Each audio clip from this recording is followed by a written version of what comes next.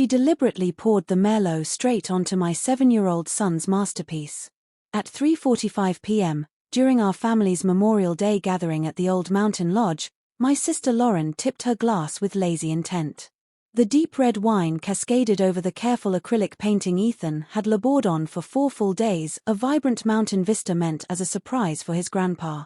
In seconds, the colors ran together in ugly streaks, the paper buckled, and his proud creation turned into a drenched, irreparable disaster. Kids need to realize life isn't gentle with their silly hobbies, Lauren slurred, smirking. It's cluttering the dining area anyway. Time he learned to man up.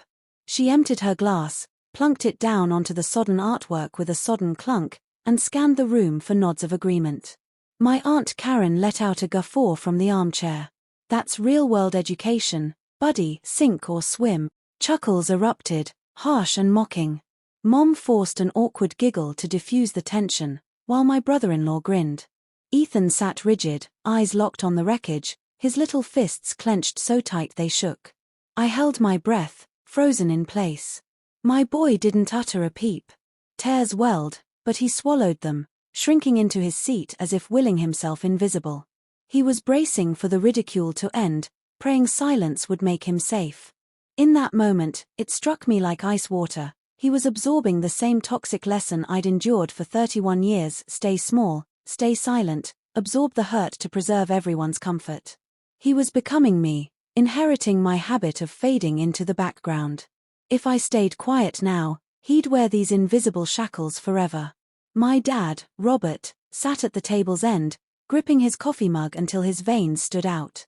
His expression was granite, but I caught the telltale twitch in his cheek, the sign of buried fury building over years. I rose slowly, my chair legs screeching across the floorboards, silencing the snickers.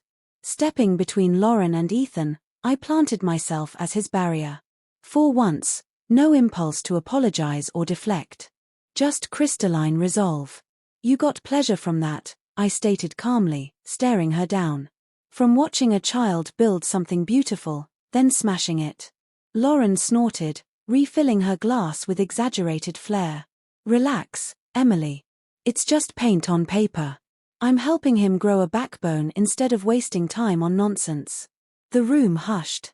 Mom darted in with paper towels, dabbing frantically at the table's surface, not the painting, not comforting Ethan. Lauren, honey, such a clumsy spill. We'll get him new supplies, maybe a sketchpad with crayons. Her voice pitched high, eyes begging. Come on, it's a holiday. We're all together, let's enjoy it. But her frantic cleanup only exposed the truth. She was hooked on the facade of harmony, sacrificing everyone's peace to shield the one who always caused chaos. Lauren straightened, buoyed. Exactly. He's coddled too much. Real life doesn't coddle. That broke it. Dad stood deliberately, like a dam finally cracking. He approached the fireplace mantel, gazing at the engraved plaque reading family above all. Then he faced Mom. You cleaned the table first, he said quietly, thunder rumbling underneath. Not the child. Mom stammered, Robert, don't overreact. There's no peace here, he cut in. Only enforced quiet. And I've paid enough. He tugged at his wedding ring, swollen from decades. With soap from the sink, he wrestled it off painfully, then let it drop into the wine-soaked ruin with a splash. I'm finished funding this lie. Mom gaped in horror. Lauren forced a laugh. Over kids' art. You're losing it, Dad. Dad retrieved a worn ledger from his duffel, a detailed journal of finances. As a retired architect, he'd spent years spotting structural weaknesses. Now, he revealed he'd been documenting theirs. Page after page, loans for Lauren's content creator ventures that vanished, thousands funneled through Mom's excuses. Then the bombshell, $160,000 drained from their savings 3 years back, not for investments, but to hush a drunken accident. Lauren had clipped a vehicle, injured a young jogger, and fled.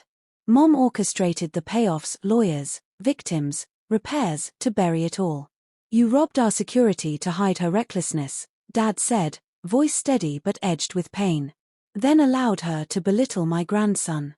Lauren blustered, it was unintentional. Moms protect their kids. But Dad laid out the deed, The lodge solely in his name, inherited. Accounts frozen. Property listing tomorrow to reclaim losses. As her card declined on her phone, Lauren's bravado collapsed. The entitled queen, propped up by endless bailouts, crumbled without them. Dad flung open the door to the raging thunderstorm. Leave. Now. Lauren begged me last. Emily, stop him, he's insane. We're sisters. I met her eyes, thinking of Ethan's stifled pain. Better get going. Roads will flood soon. 8 months on, sunlight floods our cozy downtown flat, bright, unfiltered, overlooking a green playground.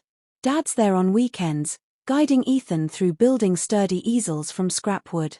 Solid supports keep the canvas protected, he explains softly. Mom resides alone in a modest rental, mailing guilt-laden notes I discard unread. Lauren slings cosmetics at a department store counter, buried in debts, her brand evaporated. Ethan creates freely now, spills happen, laughter follows, no fear. We've dismantled the rotten framework to rebuild something solid. It cost a family illusion, but gained us genuine freedom.